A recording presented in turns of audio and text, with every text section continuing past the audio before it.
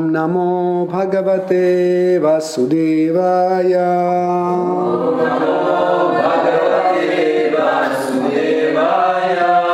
Om Namo Bhagavate Vasudevaya. Om Namo Bhagavate Vasudevaya. Om Namo Bhagavate Vasudevaya.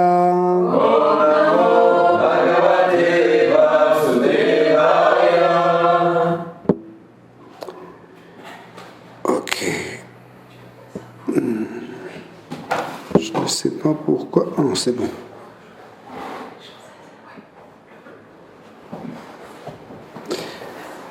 Donc, Srimad Bhagavatam,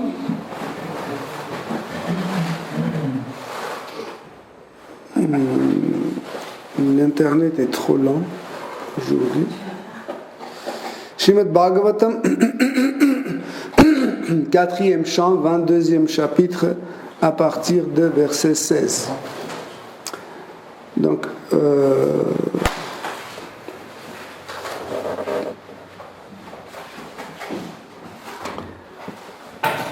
je peux commencer, cher Dévot?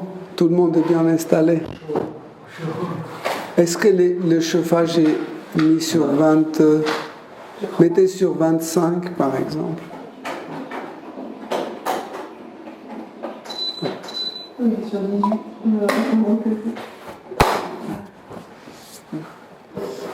Ok, on commence. Donc, Srimad Bhagavatam, 4e chant, 22e chapitre, à partir de verset 16. Vyaktam atma vatam atma bhagavan atma bhavana svanam anugrahayamam siddharupi charat ajaha. Traduction. Le Seigneur suprême aspire sans cesse à élever tous les êtres qui font partie intégrante de sa personne. Et pour les bénir de sa grâce particulière, il parcourt le monde sous les traits d'âmes réalisées telles que vous. Tenant est porté par sa divine grâce Bhaktivedanta Swami Prabhupada. Il existe diverses classes de spiritualistes, à savoir les gyanis ou les impersonnalistes, les yogis et bien entendu tous les dévots du Seigneur suprême. Les Kumars, quant à eux, étaient à la fois des yogis et des gyanis, mais ils devinrent finalement des bhaktas. D'abord impersonnalistes, ils s'attachèrent ensuite aux activités ayant trait à la dévotion. Ce sont donc les meilleurs parmi les spiritualistes. Les bhaktas, qui représentent le Seigneur suprême, parcourent les univers afin d'élever les âmes conditionnées et de les éclairer sur leur conscience originelle, la conscience de Krishna. Les meilleurs des bhaktas sont les Atmavat, ceux qui ont parfaitement réalisé l'âme suprême. Le Seigneur suprême, en tant que Paramatma, se tient dans le cœur de tous les êtres et essaie de leur faire atteindre le niveau de la conscience de Krishna. D'où le nom Atma Bhavan qu'on lui attribue.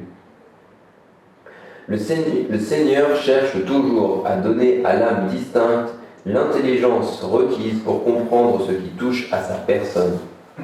Il l'accompagne constamment, et tous deux sont comme deux amis assis côte à côte. C'est ainsi qu'il donne la possibilité à tous les êtres de satisfaire leurs désirs.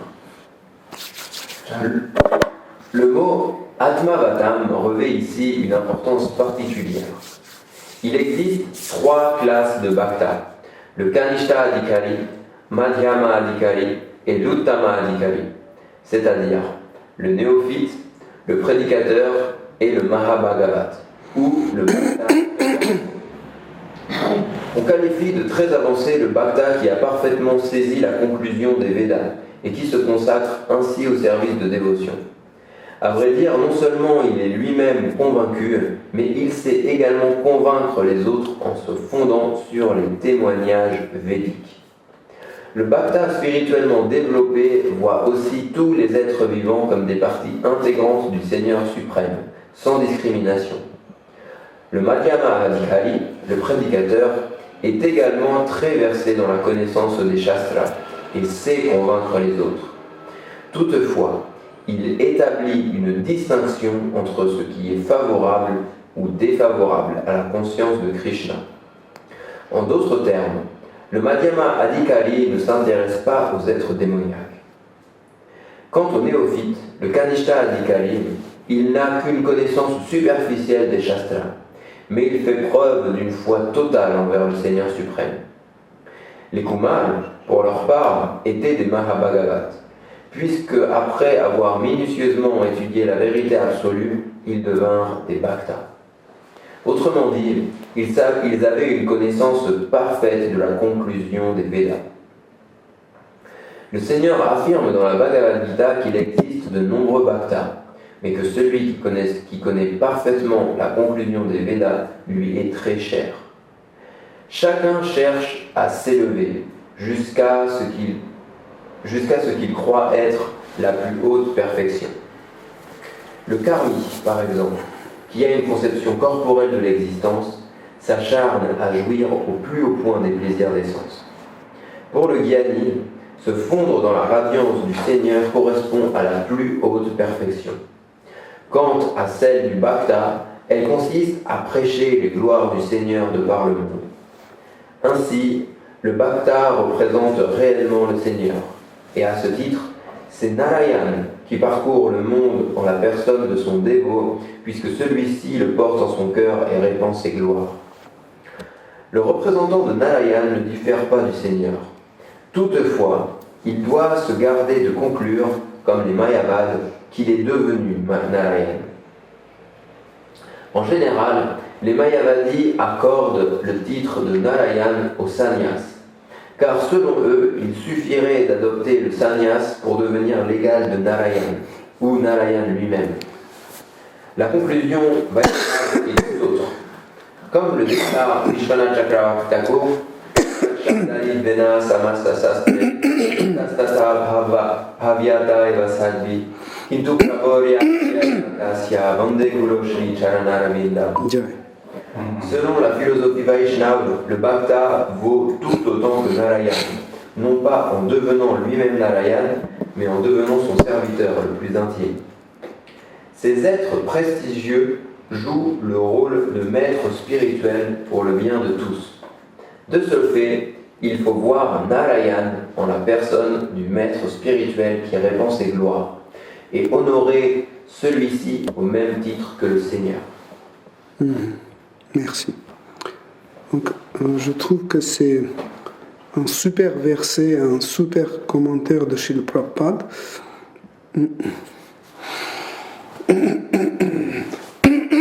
Donc, en effet, tous les êtres vivants, tous les êtres vivants, tous les êtres vivants sont liés éternellement à Seigneur suprême. Il ne faut pas penser que au moment quand un être vivant change son corps, ou quand il se trouve dans un corps qui n'est pas très attirant ou joli, etc., Seigneur suprême change ses attitudes envers cette personne. Ne pensez pas quand vous êtes dans un beau corps et Krishna dit « Oh, c'est une jolie fille » ou « Oh, c'est un bel homme, il est bien éduqué, il a mis un shampoing, il sent très bon, comme ça je vais en fait être bien avec lui. » Mais quand il tombe quand c'était même être vivant, il tombe dans un corps, il rend en fait dans le processus de samsara, il rentre dans un corps d'un verre d'excréments par exemple. Donc Krishna dit non, là je vais pas y aller. C'est vrai que je suis le Paramatma, c'est vrai que je suis le Seigneur dans le cœur de chaque être vivant, mais là il ne faut pas exagérer, je ne vais pas rentrer dans les excréments pour devenir le Paramatma de ce verre qui est dans les excréments. Non. C'est pour ça que dans la Bhagavad Gita, Krishna a annoncé « Je suis l'ami éternel de chaque être vivant. » Et il garde cette amitié toujours. il ne dit pas dans la Bhagavad Gita qu'un être vivant est mon ami éternel. Non, parce que, pourquoi il ne dit pas ça? Parce que nous pouvons le trahir, comme on a fait déjà. on a trahi plusieurs fois. Hein. Millions de fois, on l'a trahi. Mais, même quand on était matérialiste, on était Adolf Hitler, on était un pédophile ou autre, il était toujours avec nous. Même quand on était dans le corps d'un microbe, dans une bactérie, dans la fossée, etc., ou un microbe de coronavirus dans le nez, il était toujours avec nous. Il ne nous a jamais abandonnés. Et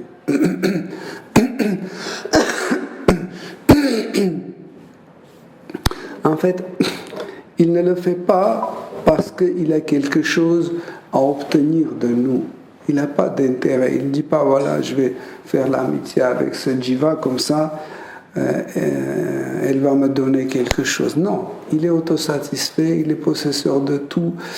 Vous ne pouvez pas le séduire avec une carotte parce que il en a infiniment de carottes. Vous ne pouvez pas le séduire avec la gloire parce que toute la gloire est à lui. Vous ne pouvez pas le séduire avec l'argent parce que tout l'argent est à lui. Vous ne pouvez pas le séduire par votre force parce que toute la force est à lui, etc. Ok? Mais il le fait sans condition. Pourquoi? Parce qu'il est comme ça. C'est sa nature. C'est sa nature d'être toujours, prendre soin de chaque être vivant. Et il agit selon sa nature. Comme par exemple l'eau agit selon sa nature, le feu agit selon sa nature. Pareil, Seigneur suprême, il agit selon sa nature. Il donne sa miséricorde aux êtres vivants. Pourquoi? Parce qu'il est miséricordieux. Il a cette qualité. Il est miséricordieux. Si vous voulez vraiment, on peut donner un exemple que le Seigneur suprême est miséricordieux, pas seulement envers ses dévots. Il est miséricordieux aussi pour ceux qui sont contre lui. Il est miséricordieux même envers les démons. Hein? Comme vous avez constaté dans Srimad Bhagavatam par plusieurs reprises, vous voyez qu'il est miséricordieux même vers les démons. Pourquoi? Parce que c'est sa nature. Il est miséricordieux. Pareil, il prend soin et il reste toujours avec tous les êtres vivants parce que c'est sa nature. Il est automatiquement comme ça. Il n'est pas devenu comme ça en lisant les shastras, en étudiant les shastras. C'est sa façon d'être, d'exister. Vous comprenez? C'est sa façon d'exister. Il est comme ça. Okay? Donc, comme Srila Prabhupada explique dans son commentaire, il dit que les Mayavadis, par erreur, pensent que nous sommes une partie de Narayana, de l'absolu, et quand on va retourner au monde spirituel, on va se mélanger avec lui et on va perdre notre identité et on va devenir Narayana. Ça, c'est une fausse interprétation. Pourquoi? Parce que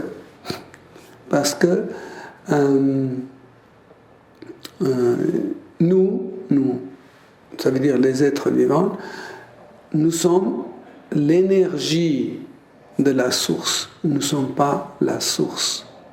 Quand on dit Atma Shakti, nous sommes une énergie qui émane de la source. Et Narayana ou Krishna, c'est la source. Okay? Donc nous ne pouvons pas se mélanger avec la source. Même si on retourne vers la source sera toujours différente de l'énergie. Voilà pourquoi c'est une fausse théorie. Et aussi quand ils disent que nous perdons notre identité, c'est faux, parce que si on perd notre identité, nous ne pouvons pas jouir de Brahmananda, de la félicité impersonnelle. Pour jouir de quelque chose, il faut être une personne. Si vous n'êtes pas une personne, Okay? Vous ne pouvez pas jouir de quelque chose. Parce que pour jouir de quelque chose, il faut avoir un désir pour jouir, n'est-ce pas? Et qui a le désir? Le désir a seulement la personne. Si vous n'êtes pas une personne, vous ne pouvez pas désirer. Ok?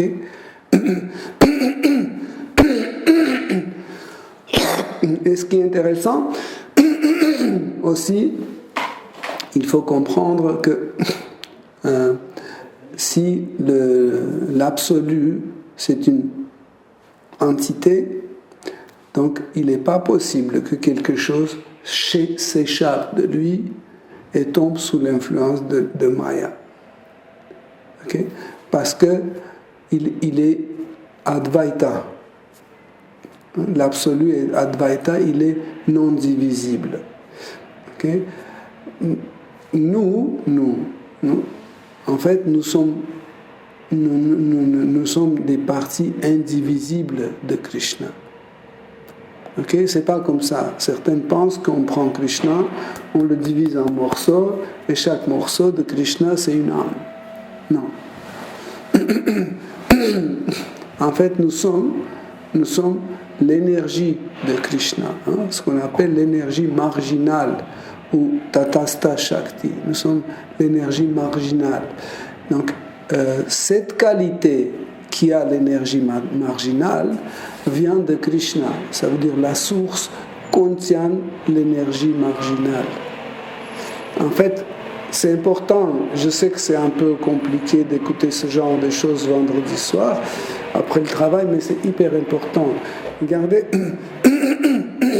Donc, si vous avez une source qui contient l'eau, en fait, l'eau, on peut remarquer sans source. Par exemple, quand vous regardez, vous êtes à la maison, midi, vous avez la lumière du soleil qui rentre chez vous. Vous voyez, en fait, la lumière qui émane du soleil, mais vous ne voyez pas le soleil. Mais le soleil contient la lumière. Donc si la lumière que je vois existe dans la source, cela veut dire que nous sommes qualitativement, on est le même. Okay? Parce que nous avons la même qualité qu'il y a dans la source. Okay? Mais nous restons toujours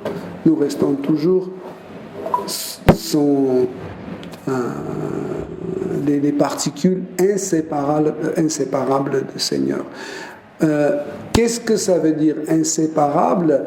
Si on est inséparable, pourquoi on n'est pas un? Parce que nous sommes une particule. Okay?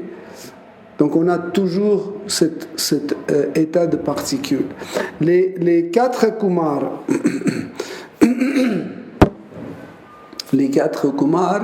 dans ce verset, dit que, en fait, c'est pas eux qui disent, c'est plutôt Maharaj, il les compare avec les particules inséparables de Krishna. Il dit que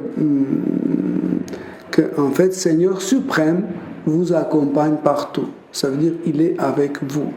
Vous avez entendu par plusieurs reprises que les quatre Kumars sont considérés comme Shakti Avesha Avatar. Okay? Donc ils sont la manifestation de Jnana Shakti. Les quatre Kumars, ils sont la manifestation de l'énergie de la connaissance. Quand on dit ça, ne pensez pas que l'énergie de la connaissance peut être manifestée seulement par une seule personne. Vous voyez, ils sont déjà quatre, mais aussi Sarasvati Devi est aussi une manifestation de l'énergie de la connaissance aussi. Okay? Donc, qu'est-ce que ça veut dire Shakti Avesh Avatar, c'est que, en fait, une personne est choisie par Seigneur Suprême, à travers lequel Seigneur Suprême manifeste une de ses énergies. Compréhensible? Donc, par exemple, dans cette manifestation cosmique de cette foi, donc ces 4 personnes vont jouer le rôle des 4 Kumars de manifestation de Jnana Shakti. Après, quand cet univers va être détruit complètement, ils vont aller dans le monde spirituel, et quand Krishna va de nouveau créer le monde, il va donner un rôle de Brahma à quelqu'un, un rôle de 4 Kumars à quelqu'un, un rôle pour Narada Muni, et à travers ces personnes, Krishna va manifester une de ses énergies. Okay? Donc, les 4 Kumars, ils voyagent dans ce monde entier, ils voyagent et ils racontent en fait les divertissements du Seigneur suprême, mais beaucoup plus, ils racontent la science de pratique spirituelle. Pourquoi? Parce qu'ils ont un goût spécial pour celui-là, parce que leur relation avec Sri Krishna, c'est une relation de Shantarasa. Donc, un dévot, un bhakta de Shantarasa, il s'intéresse beaucoup à différentes énergies du Seigneur suprême. Il s'intéresse à la technique de la méditation. Il s'intéresse aux qualités de Krishna comme l'omniprésence, omnipotence, etc., etc. Mais, comme Srila Prabhupada explique, ils sont bhakta, ils sont devenus bhakta. Ils étaient les impersonnalistes, mais ils sont devenus bhakta. Ça, c'est une preuve que tout le monde peut devenir un bhakta. Tout le monde. Il y a certaines qui disent « Oui, mais il y a des âmes qui ne peuvent jamais devenir un dévot ». C'est faux. Tout le monde,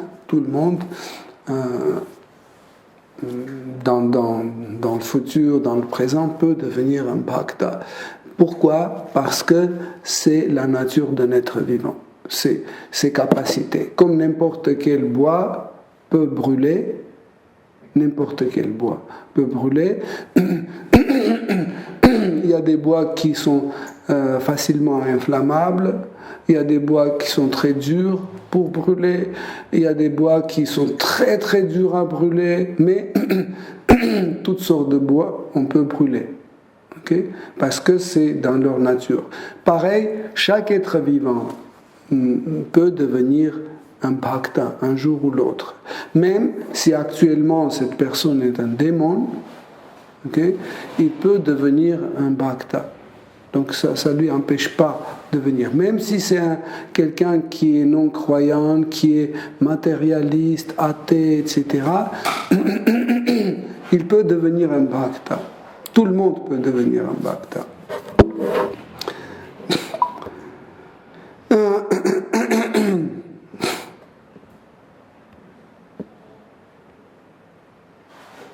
Donc on va lire le verset suivant. Verset 17. Maitreya, l'illustre sage, poursuivit. Après avoir entendu ces paroles riches de sens et appropriées, précises et douces à l'oreille, Sanat Kumar sourit pour exprimer son entière satisfaction et répondit ainsi à Prithu Maharaj. Donc vous voyez, en fait, Sanat Kumar, c'est comme porte-parole et le chef des 4 Kumars. Et il a écouté les paroles de Prithu Maharaj et il a sourié et après il a commencé à Il a souri et il a commencé à parler. Ce qui est intéressant, en fait, ce sourire que nous voyons ici, c'est un sourire de satisfaction. Quand tu es content qu'il a posé cette question, qu'il a entamé ce sujet. Et ici, Srila Prabhupada décrit les paroles de Prithu Maharaj. Il traduit comme ces paroles, ils sont comme la conclusion de Veda, parce qu'il y a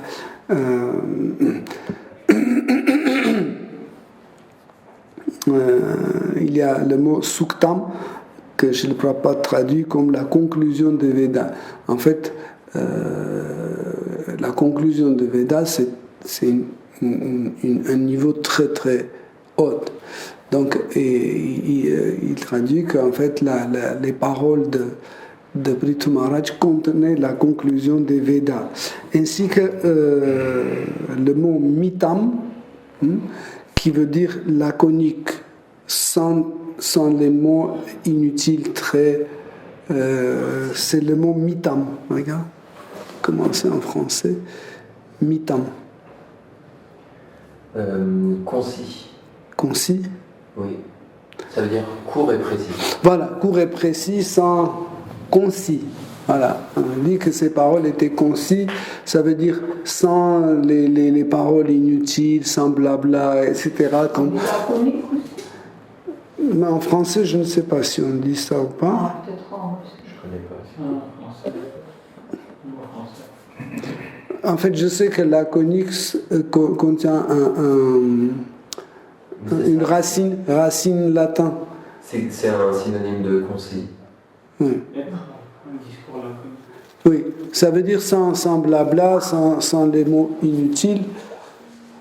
Oui. D'accord. Ça existe? Oui, notre président me l'a confirmé. Ok, donc les paroles étaient laconiques et ils étaient satisfaits, contents que Prithu Maharaj pose cette question ou lance ce sujet. C'est pour ça qu'il avait un sourire. Le verset suivant. Verset 18. Ainsi parla Sanat Kumar. Ô roi, ce sont là d'excellentes questions. Elles sont bénéfiques pour tous les êtres, d'autant plus qu'elles viennent de toi, qui penses toujours au bien d'autrui. Quoique ton savoir ne connaisse nulle faille, tu t'enquières de la sorte, car c'est ainsi que se comportent les âmes saintes. Semblable intelligence te sied donc parfaitement.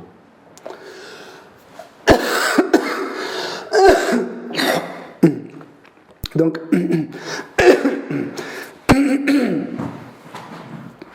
Sanat Kumar a dit que tu m'as posé des excellentes questions. Chaque dévot, il est toujours content quand quelqu'un lui donne une opportunité de parler de Krishna. Pourquoi? Parce que chaque fois quand un dévot parle de Krishna, il sent la présence de Krishna, il sent beaucoup plus fort. Quand on raconte par exemple un divertissement de Krishna, tout de suite Krishna devient plus près.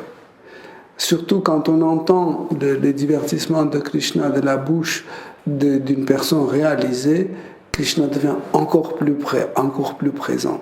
Okay? Et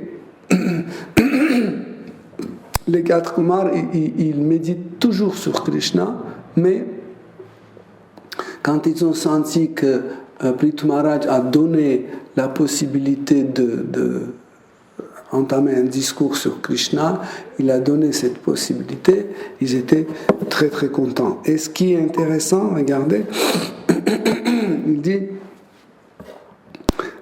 que tes questions sont bonnes ou utiles pour tout type des êtres vivants.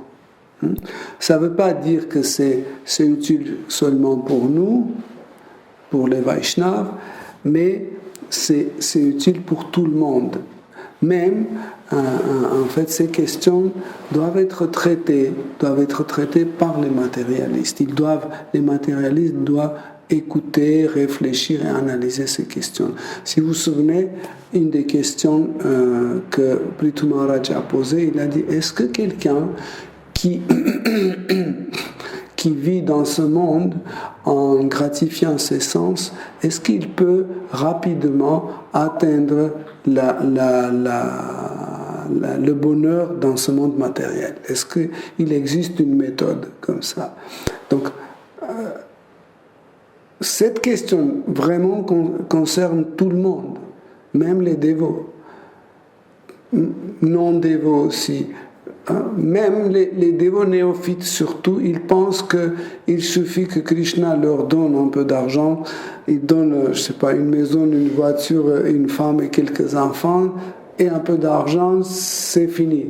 Tout ira bien, on sera très content.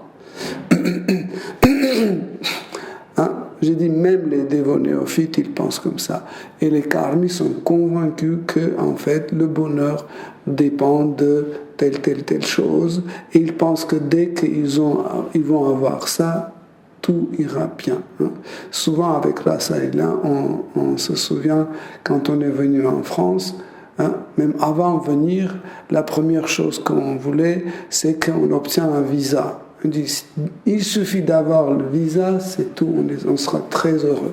Dès qu'on a obtenu ce visa, on est venu en France, on dit, mais trouvez juste un pied-à-terre pour pouvoir, une petite chambre pour pouvoir dormir, un petit appartement. On l'a eu, on a dit, waouh! Voilà. Et maintenant, pour être heureux, il faut un petit travail.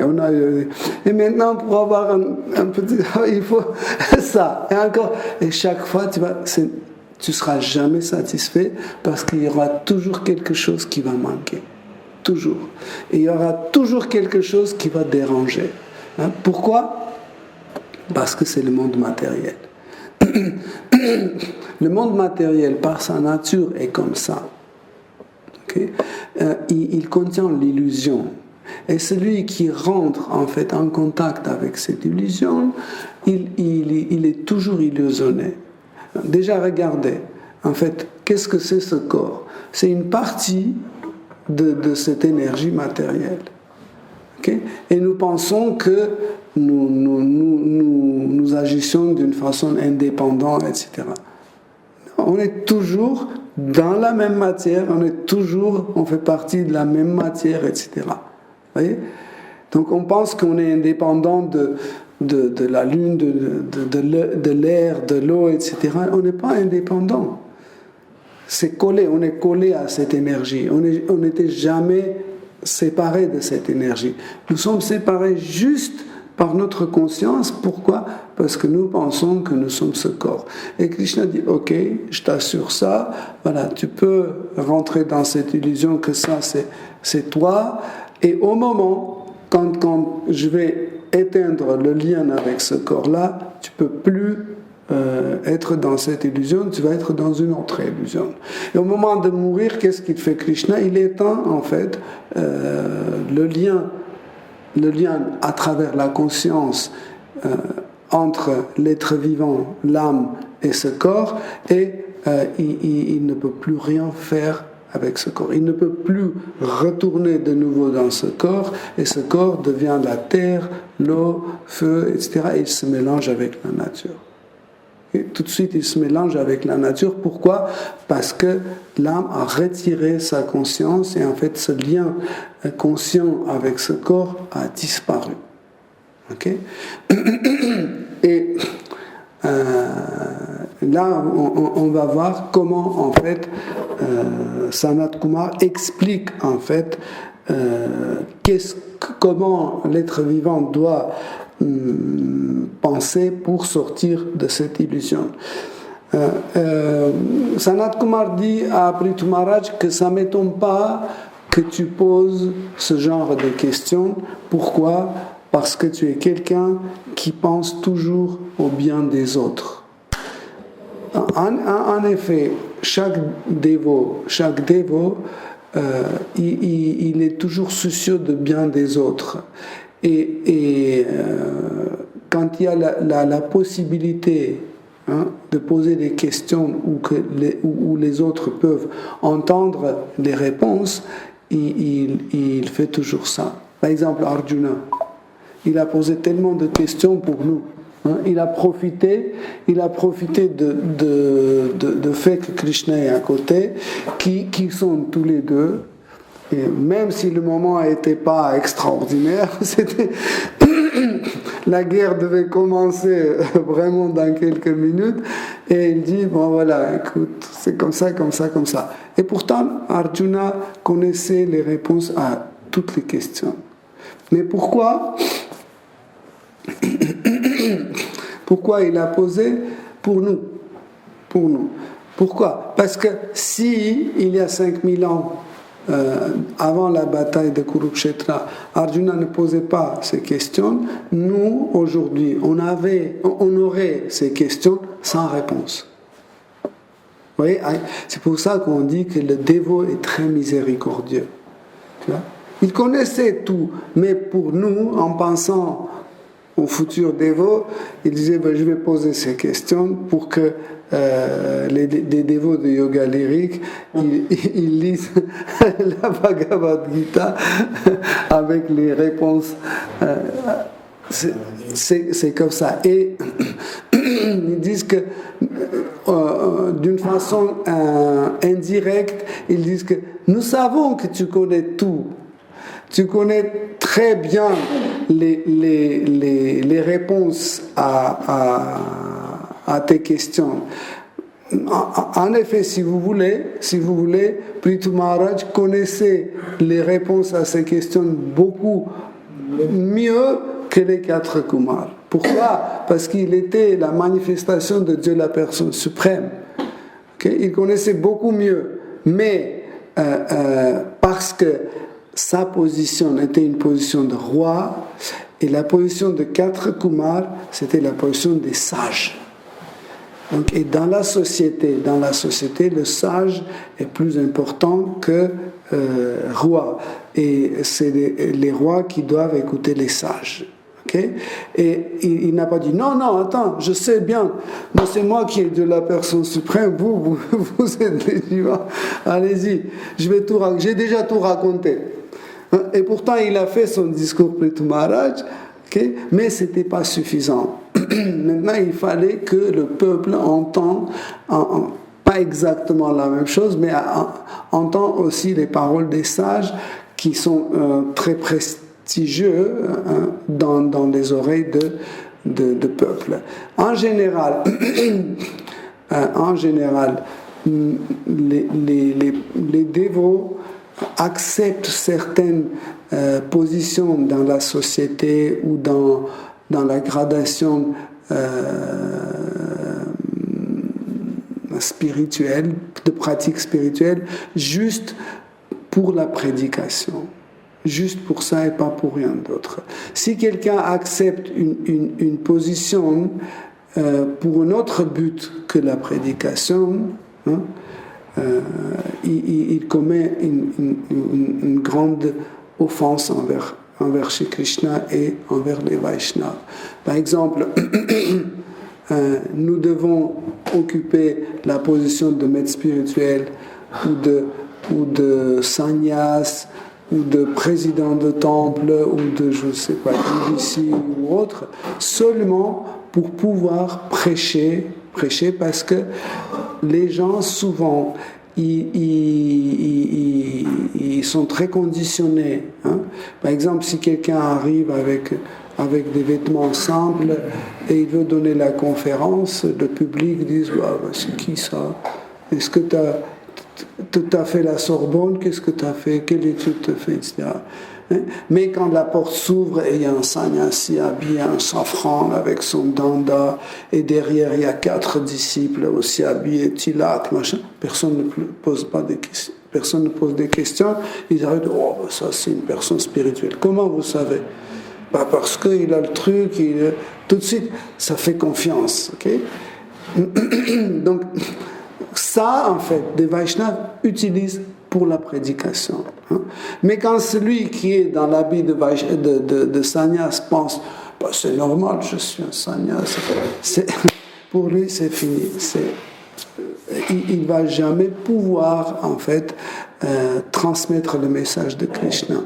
Pourquoi? Parce qu'il va tomber de sa position de Vaishnava. Pourquoi? Parce que lui-même il s'associe avec la danda et avec l'habit de sannyas. Hein? Les livres sacrés disent que nous ne pouvons pas identifier un Vaishnava ni avec Shudra, ni avec Vaishya, ni avec Kshatriya, ni avec Brahmana. Nous ne pouvons pas identifier, pas identifier, mon Dieu. Non, attends, je dis tout là. Identifier. Nous ne pouvons pas identifier un Vaishnava même ni avec Brahmachari, ni avec Grihastha, ni Sannyas ne va à la place, parce que c'est une offense. Okay? Parce qu'un Vaishnava est au-delà de tout ça. Okay?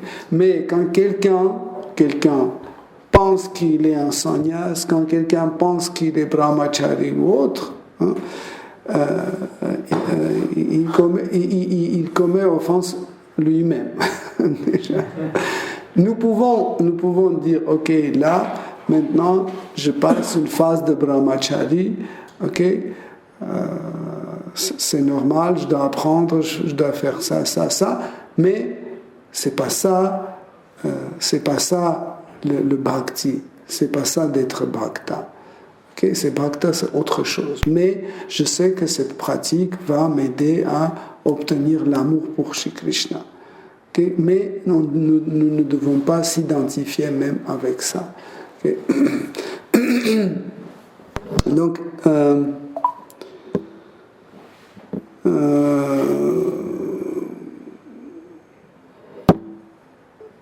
le verset suivant. Verset 19. Lorsque des bhaktas se réunissent, leurs conversations, questions et réponses sont édifiantes, tant pour l'orateur que pour l'oratoire. De telles rencontres contribuent ainsi au vrai bonheur de tous.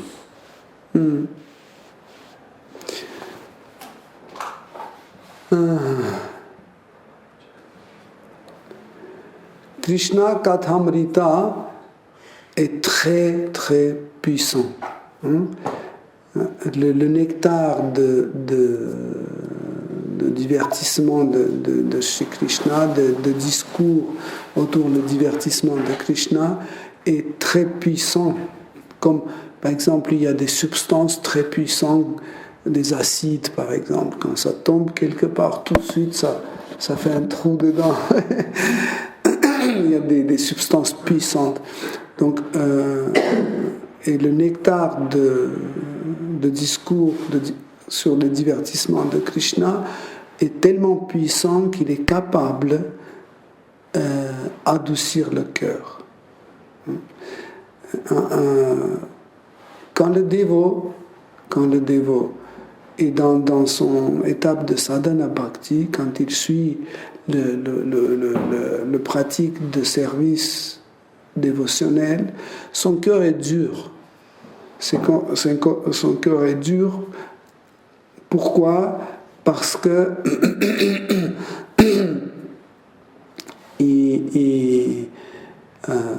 ses émotions pour Krishna ne sont pas manifestées encore.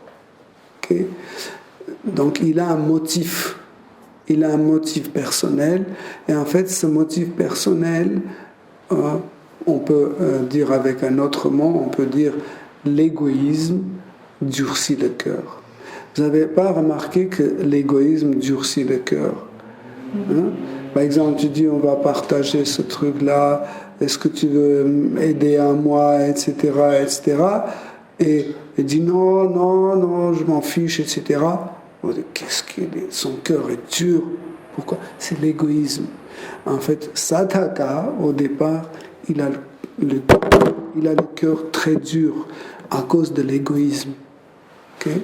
Mais parce qu'il écoute le Saint-Nom, il écoute les divertissements de Seigneur Krishna et petit à petit, surtout on dit que c'est les divertissements qui adoucissent le cœur. Pourquoi? Parce que les divertissements de Krishna, au départ, l'homme prend comme des divertissements ordinaires. Même par exemple, quand vous regardez un film, les gangsters ont volé l'enfant, ils ont kidnappé un enfant, et puis les parents font l'impossible, et après ils tuent les gangsters, ils récupèrent ces enfants, les enfants disent papa, maman, et ils commencent à pleurer, nous on commence à pleurer aussi. Okay? Même si c'est une histoire inventée, voyez, même si c'est une histoire complètement matérialiste qui n'a aucun lien avec Krishna, mais ça nous fait émotionner, ça manifeste certaines émotions et ça adoucit notre cœur un peu. Okay? Donc, le Srimad Bhagavatam contient les histoires, contient de Harikatha, le discours sur les divertissements de Hari, de Krishna. Et en fait, quand on écoute, même si on n'est pas un dévot, même si on ne connaît pas qui est Krishna, ça commence à ramollir, notre cœur devient plus doux petit à petit. Et comme ça nous aide pendant notre pratique, quand on continue à étudier Srimad Bhagavatam. Petit à petit, en fait, on s'approche à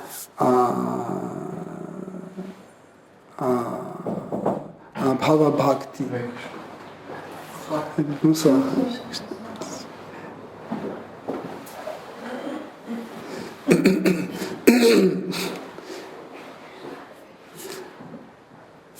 Vous mettez là-bas et venez. Mettez vos chaussures là-bas et venez. Donc,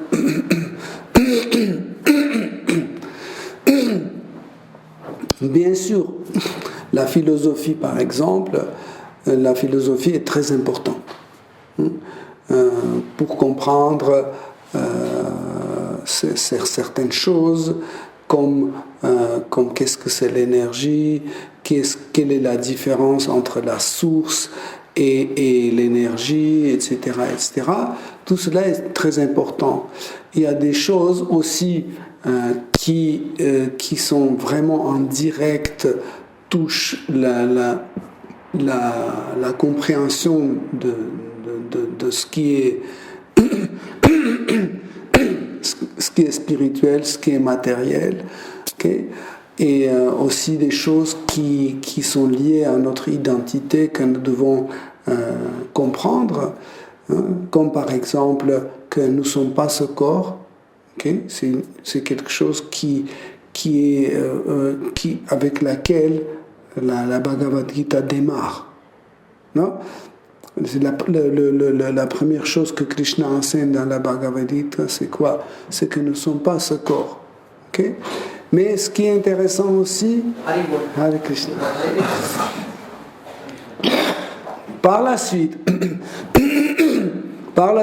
la deuxième chose que Krishna apprend, il dit que nous sommes une âme. Vous voyez, d'abord Krishna dit que nous ne sommes pas ce corps, après il dit nous sommes une âme.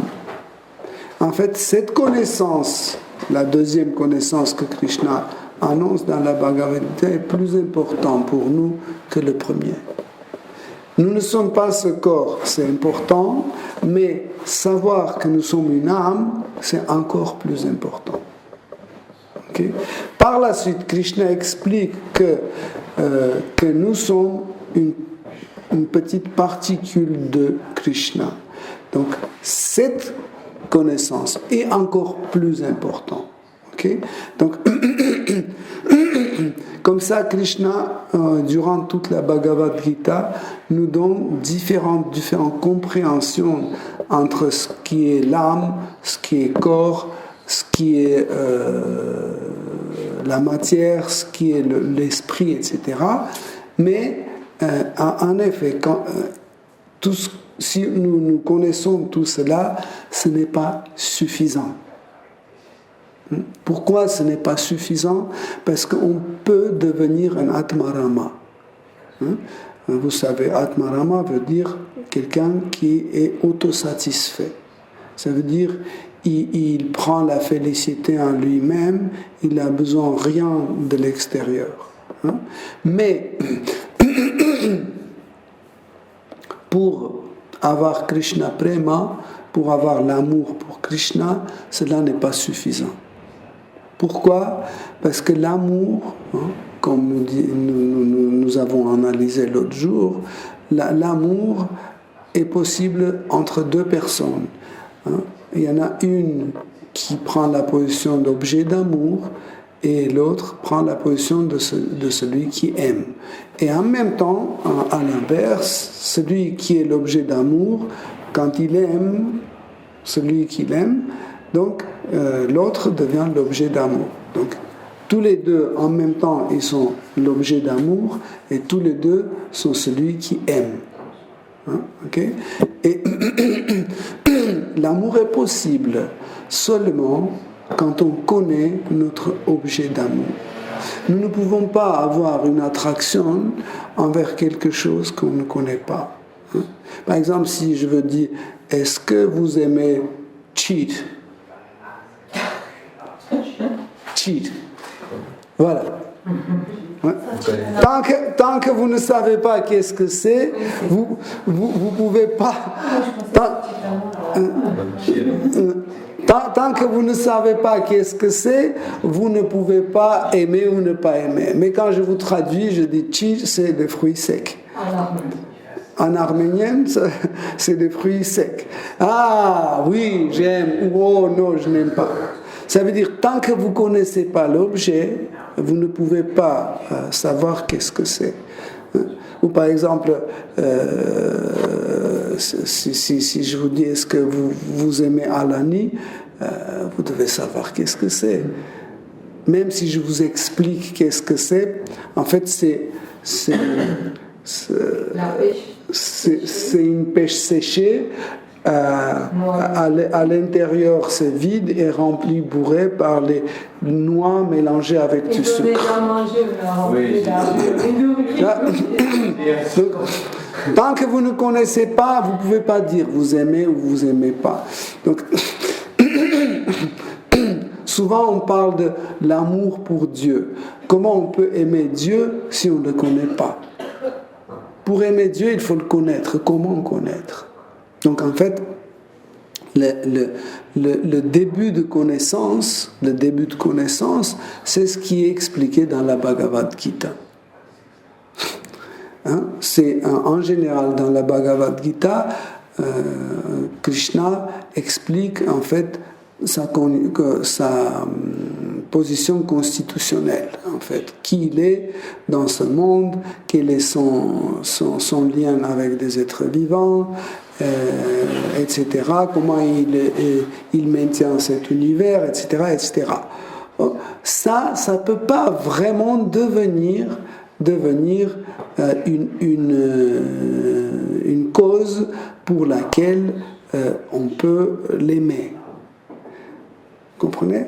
Pour aimer, il faut découvrir ses qualités personnelles. Et en fait, ces qualités personnelles, nous pouvons décrire seulement quand on observe sa conduite. Quelle est la conduite de Krishna? Nous pouvons connaître dans Srimad Bhagavatam. Comme, par exemple, quand petit Prahlad qui avait 5 ans, qui était torturé par son père démoniaque, donc Krishna est venu pour le sauver, pour le protéger. Et chaque fois, quand on voulait lui faire subir des horribles choses, il intervenait, il protégeait son dévot. Donc comme ça, nous pouvons comprendre, en fait, Krishna c'est quelqu'un d'extraordinaire. Ou comment il a enlevé Rukmini C'est l'histoire qui est dans le 10e chant de Srimad Bhagavatam, ou comment il a accueilli son ami Brahmana Sudama, etc., etc. Comme ça, nous découvrons la personnalité de Krishna. Et là, en le connaissant, c'est là où l'amour commence à se manifester. Voilà pourquoi, en fait, pour connaître Krishna, c'est Krishna Katha qui nous fait découvrir, en fait, ces choses-là. C'est vrai que le Saint-Nom joue son rôle, le pratique de Sadhana Bhakti joue son rôle, etc. Tout joue son rôle, mais en écoutant les divertissements de Seigneur suprême, nous pouvons développer cette attraction vers lui. En effet, cette attraction est le but de tous nos efforts spirituels. Tout ce que nous faisons, en fait, l'austérité, la méditation, les études, etc., nous faisons tout ça pour avoir cette attraction envers Krishna. Ok, Hare Krishna. Je vais m'arrêter aujourd'hui là. Si vous avez des questions, vas-y. Oui, tout à l'heure, c'est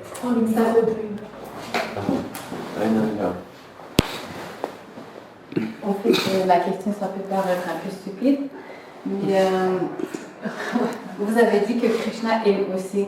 Moi, j'ai pensé que c'est que nous qui aimons. Et bon, une de ces 6 qualités, c'est attrition, renoncement. Donc, renoncement, et Krishna aime aussi. Et donc, je me suis souvenue quand Krishna disait à Gopi qu'il ne peut leur donner rien en retour, juste le muscle qu'il peut donner à Gopi, c'est de renforcer encore en plus leur amour vers Krishna. Donc, ma question, comment Krishna aime? C'est individuel aussi. Bon, c'est vrai que c'est individuel, mais... En fait, en réalité, l'amour, c'est une énergie qui est partagée entre 2 personnes. Okay? C'est pas comme ça qu'une personne aime et l'autre n'aime pas. Ça, c'est ce qui existe dans le monde matériel, sous la forme de concupiscence, qui peut durer un petit moment, disparaître, etc. etc. Donc, souvent, dans la vie matérielle, on a l'amour réciproque et l'amour, comment on dit, quand c'est un côté. Un sens unique. Comment? Un sens unique, voilà. Okay? Donc, mais ça, ni l'un ni l'autre dans le monde matériel, c'est pas de l'amour. L'amour, Krishna Prema, est réciproque toujours. Pourquoi? Parce que sans cette réciprocité, elle ne peut pas exister. Elle ne peut pas exister. Okay? Parce que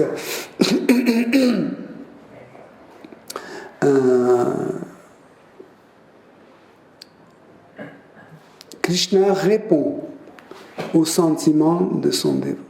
Okay? Si quelqu'un l'aime,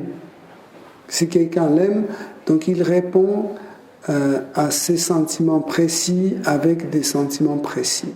Comme par exemple, si quelqu'un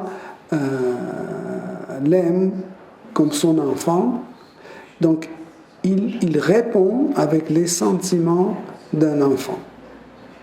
Okay? Et il aime ce dévot comme ses parents, comme son père ou comme sa mère. Okay? C'est indispensable. Parce que, imagine s'il n'aime pas, Dans ce cas-là, on peut dire que, ça c'est l'amour dans le sens unique. Les parents aiment Krishna et Krishna n'aime pas ses parents. Okay? Dans ce cas-là, ils ne peuvent pas continuer l'aimer. Pourquoi dans le monde matériel c'est possible? Parce que c'est possible de avoir cette idée de l'amour dans sens unique, parce que ici on veut obtenir quelque chose de cette personne. Ok? Même si vous obtenez pas, vous dites oui, peut-être si je fais comme ça, je peux obtenir quelque chose. Mais c'est impossible d'obtenir.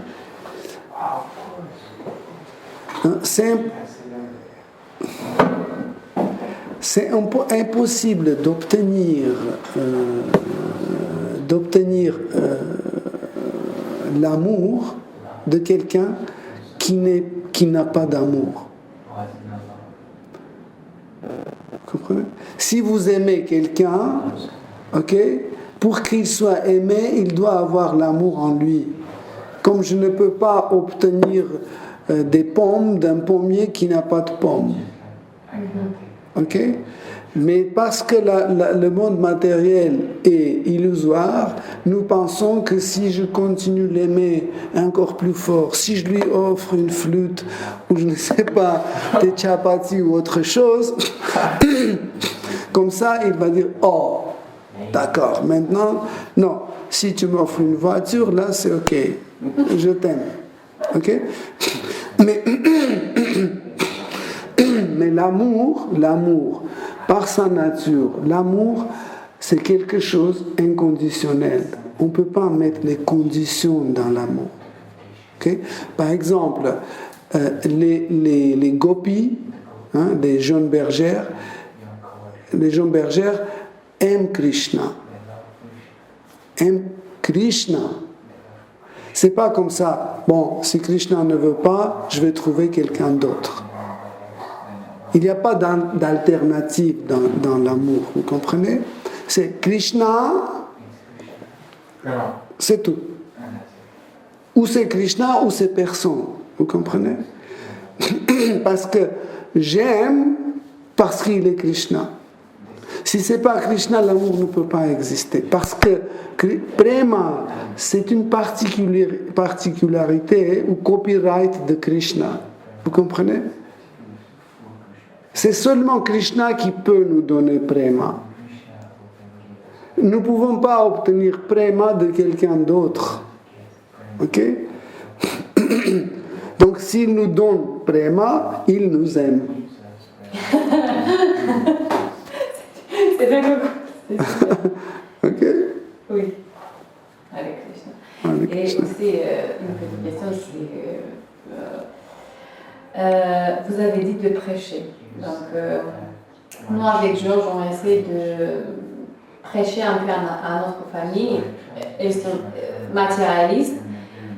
Mais dans Srimad Bhagavatam, il y a écrit, dans le commentaire de Srimad Prabhupada, il y a écrit les 10 offenses. Et donc, il ne faut pas dire de la gloire de Saint-Nom aux personnes qui ne croient pas au chant de Saint-Nom.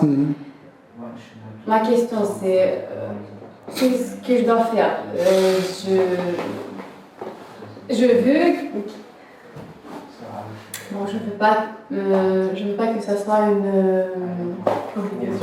obligation, mais je veux quand même qu'il connaît un peu Dieu, qu'il se rapproche un peu, mais si ça c'est une offense, comment je vais expliquer, Doinajan.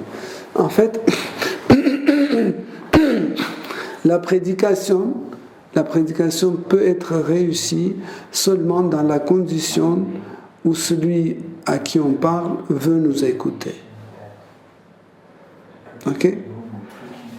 S'il ne veut pas nous écouter, par gentillesse, il fait ça.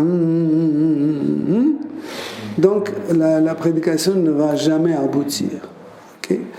Pour cela, le prédicateur qualifié, la première chose par quoi il commence sa prédication, c'est par poser des questions. Pour savoir quel est le sujet préféré et le sujet qui intéresse cette personne, ok? Par exemple, imaginons que cette personne est très gourmand et ce qu'il adore le plus, c'est la nourriture, les bons plats, etc. Donc, nous prêchons à travers ce point. Par exemple, tu dis que la nourriture qui contient la viande, c'est une nourriture qui contient la violence. Okay? La violence, et tu expliques que, par exemple, quand on cuisine avec une carotte, nous appliquons aussi une violence, mais la violence ne fait pas souffrir une plante. Ils vont dire, oui, non, c'est pas possible, comment vous le savez, est-ce que vous êtes une carotte, etc.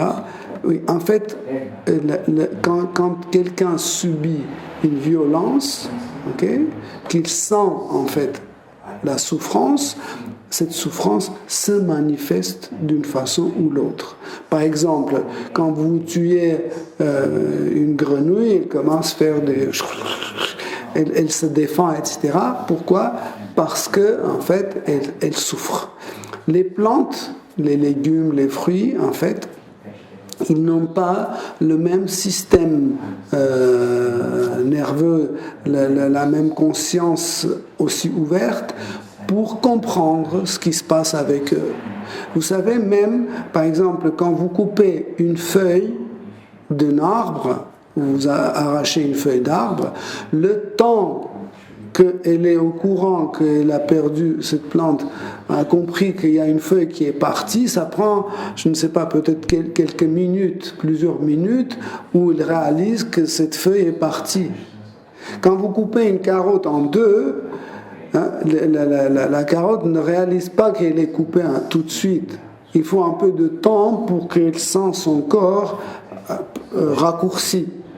Et dans l'autre partie, l'âme reste dans une partie, et dans l'autre partie qui est apparue, il y a une autre âme qui rentre. Si vous coupez encore en deux,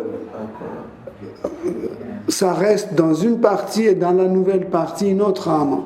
Si vous coupez carotte en 10, donc il y aura 9 âmes qui vont rentrer dans chaque morceau de carotte. Si vous coupez en 30, ou si vous râpez la carotte, il y aura plein d'âmes qui veulent rester dans le corps d'une carotte, mais d'une durée très courte. C'est intéressant, non ? Oui. Ouais, je suis en train de prêcher.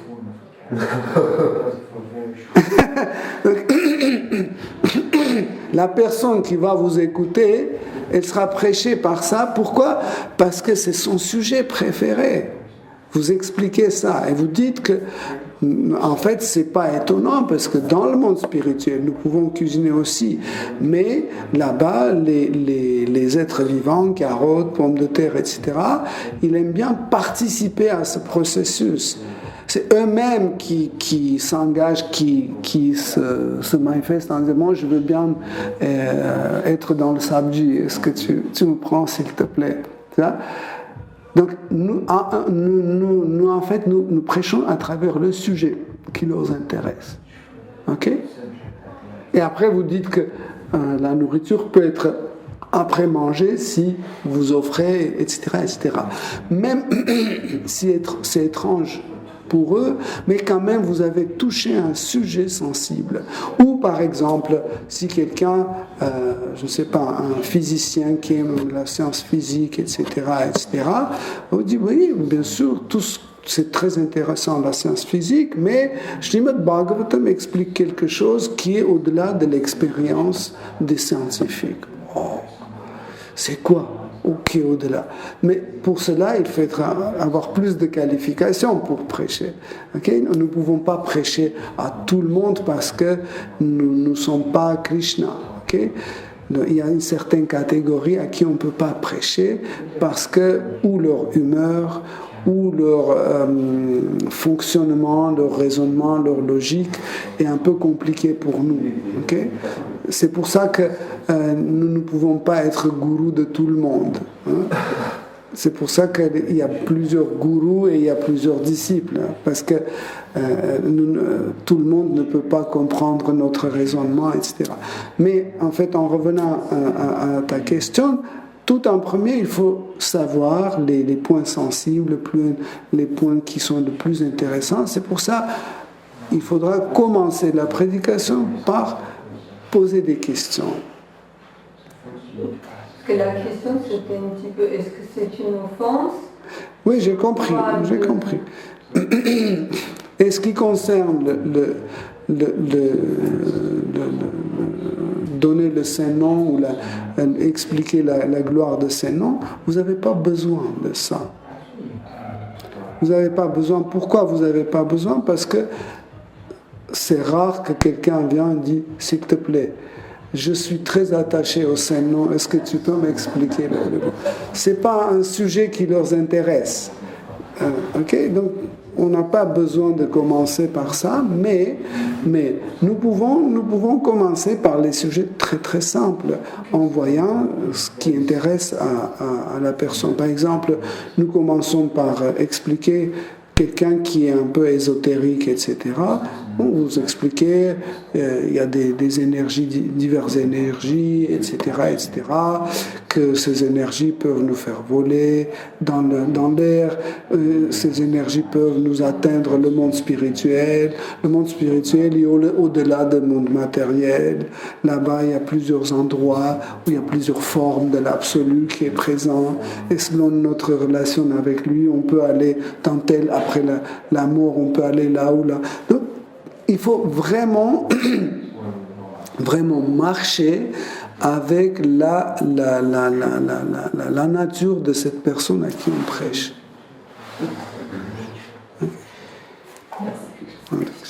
Je vais laisser un peu aux autres. Si vous avez des questions.